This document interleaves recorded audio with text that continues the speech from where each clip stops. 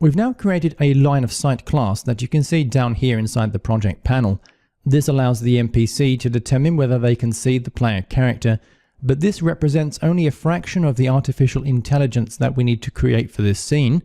In particular, we're going to have this NPC character patrol around this level, and during the patrol, if they see the player character, they will chase and then eventually attack the player character. Now, to achieve this functionality, the NPC will need to navigate around the level intelligently, avoiding solid obstacles. For example, the NPC will have to avoid these pillar objects here, as well as the walls.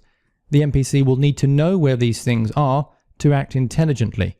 Now, to achieve this functionality, we'll need to build a navigation mesh, which is a special mesh asset that approximates the walkable regions in the level. Now, to generate this asset, we need to move up here to the toolbar and choose Window, and then select Navigation from the menu here. The window that appears, it may appear as a dockable window, it may be free floating, but I tend to dock it over here inside the Object Inspector.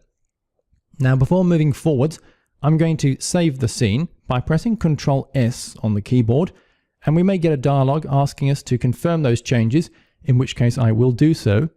Now, in the hierarchy panel, I'm going to select all the non-movable objects in the level. This includes the environment. So I'm going to select the environment object here inside the hierarchy panel and move to the Object Inspector. You can see in the top right hand side of the Object Inspector that the tick box static is enabled to indicate that this environment never moves.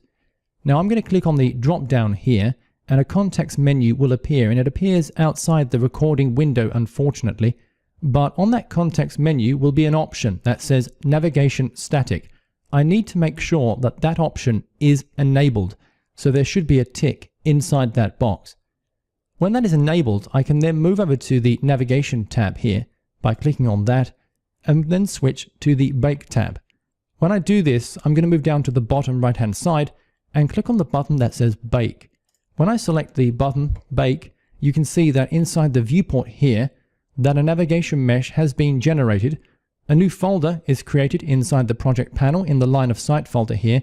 This contains the navigation mesh data, but you can see inside the viewport, the blue area represents the walkable region of the level that has been produced by the navigation mesh.